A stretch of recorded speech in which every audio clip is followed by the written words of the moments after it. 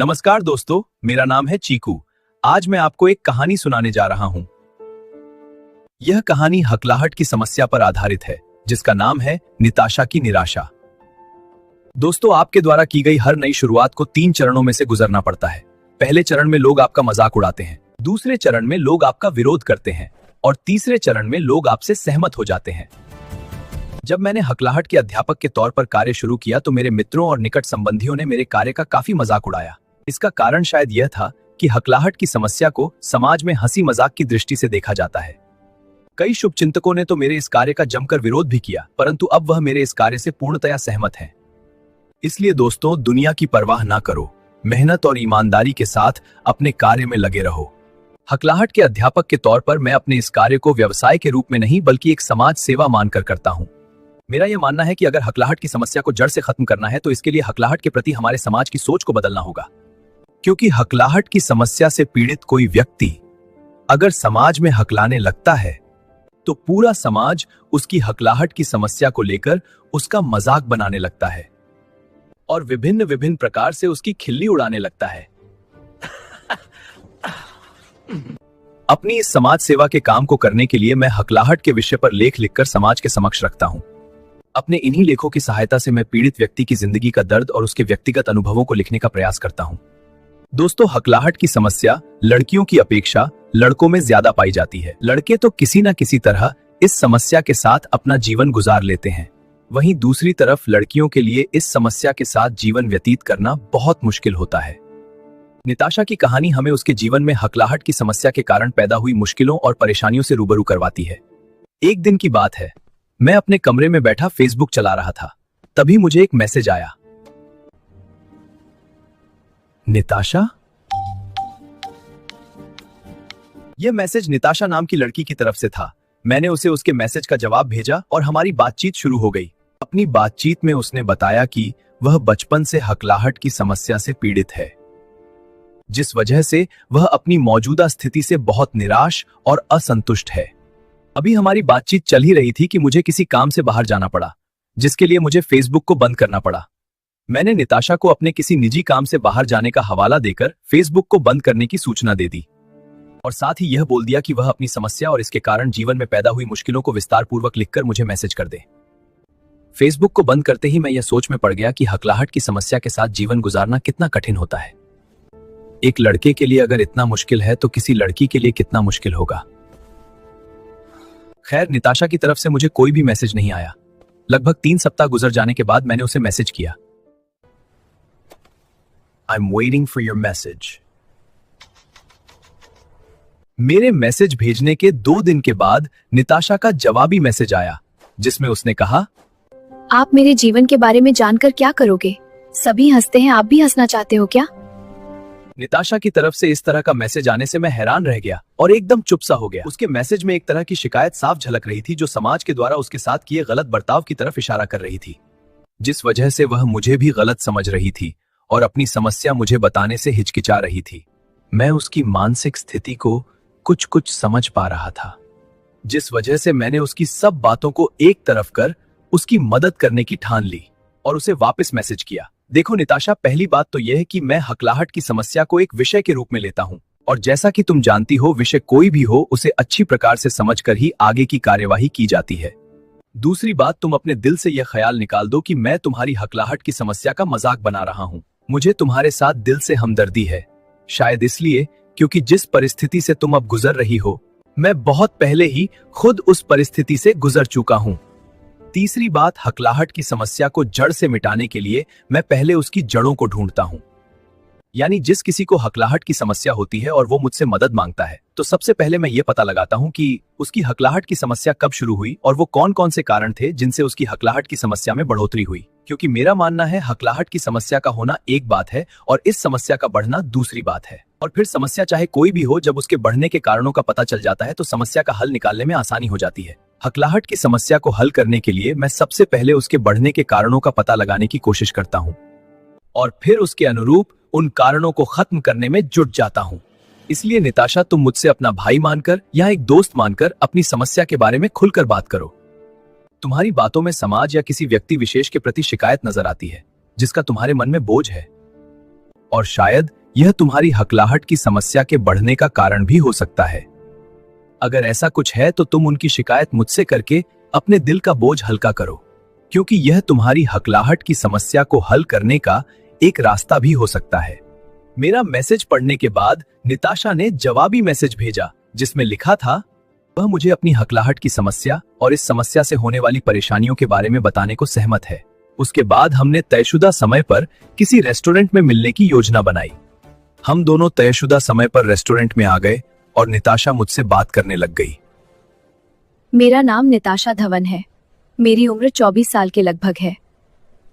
मुझे हकलाहट की समस्या बचपन से शुरू हो गई थी, परंतु इतनी छोटी सी उम्र में मैं हकलाहट शब्द से बिल्कुल अनजान थी। यानी हकलाहट की समस्या क्या होती है, मुझे यह बिल्कुल पता नहीं था। मेरे मुंह से कुछ आवाज नहीं निकल पाती, जिस वजह से मैं अपनी बात को पूरा नहीं कर पाती थी।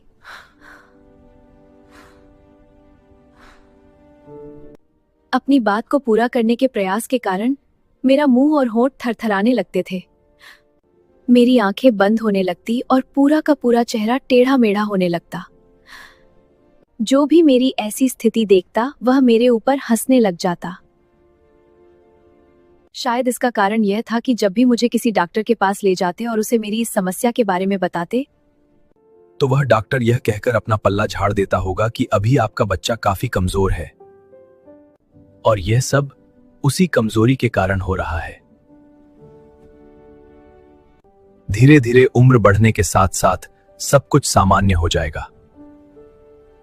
हाँ, आप बिल्कुल सही कह रहे हो, लेकिन यह बात मेरे ऊपर हंसने वालों या मेरी समस्या का मजाक बनाने वालों को कौन बताए? मेरी सहेलियों को कौन समझाए कि मैं भी उन सब जैसी एक सामान्य लड़की हूँ? जब मैं 5वीं कक्षा में पढ़ती थी तो मेरी एक अध्यापिका मेरा मजाक बनाने के लिए मुझे कक्षा में खड़ी करती और मुझसे कुछ ना कुछ पूछती, और जब मैं हकलाने लगती तो पूरी कक्षा के साथ वह भी मेरे ऊपर हंसने लगती। मैं कई बार उनके पास गई और उन्हें अपनी समस्या के बारे में उनसे आग्रह किया कि वह मेरे साथ ऐसा बर्ताव ना करे, परंतु वह नहीं मानती और उल्टा मेरे को ही बोलती कि जा जाकर जिसको बोलना है बोल दे लो, मैं किसी से नहीं डरती। उसकी ऐसी बातें सुनकर मेरा दिल करता था कि मैं उसका खून कर दूं, उसे जान से मार दूं। मैंने उसकी शिकायत अपने परिवार वालों से की, परंतु वह भी मुझे झूठी तसल्ली देते रहते। अंत में मैंने स्कूल के मुख्य अध्यापिका से उसकी शिकायत करना उचित समझा, परंतु अपनी हकलाहट की समस्या के कारण मैं उनके पास जाने और उनसे बात करने की हिम्मत नहीं जुटा पाई। एक दिन मैंने एक कागज पर अपनी अध्यापिका के बारे में सब कुछ लिखा और उनके दफ्तर में जाकर उन्हें दे दिया।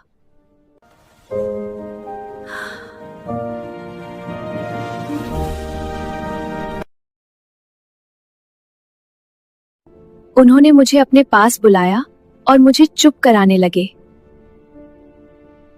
उन्होंने चपरासी के हाथ संदेशा भेजकर मेरी उस अध्यापिका को बुलवाया और तुरंत ही उसे स्कूल से निकाल दिया। निकल जाओ मेरे स्कूल से, तुम्हें बच्चों के साथ सही बर्ताव करने का पता नहीं है। मुख्य अध्यापिका के इस कदम से मुझ में थोड़ा साहस तो आया, परंतु यह साहस ज्यादा देर ना रह पाया, क्योंकि मेरा यह स्कूल केवल 8वीं कक्षा तक ही था। आगे की पढ़ाई के लिए मुझे नए स्कूल में जाना था और इस नए स्कूल में जाने के डर ने मेरा हाल पागलों जैसा कर दिया था। मेरी मानसिक दशा को समझने वाला कोई नहीं था। मैंने अपने परिवार वालों से इस बारे में बात करना बंद कर दिया था। मैं अकेली पड़ चुकी थी। नए स्कूल में मेरा स्वागत एक नए नाम से किया गया और यह नया नाम मेरी हकलाहट की समस्या को मद्देनजर रखकर छुक छुक रखा गया। छुक छुक, इसका क्या मतलब हुआ? ज्यादा तो पता नहीं, लेकिन मेरी सहेलियों का मानना था कि जब भी मैं बोलने लगती हूँ तो बोलने से पहले रेलगाड़ी के इंजन जैसी आवाजें निकालती हूँ।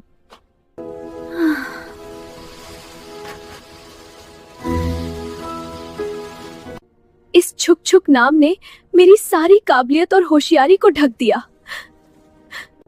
किसी को मेरी मानसिकता से कोई लेना देना नहीं था। सभी मेरे हकलाहट की समस्या के कारण मेरे साथ भद्दा मजाक करते थे।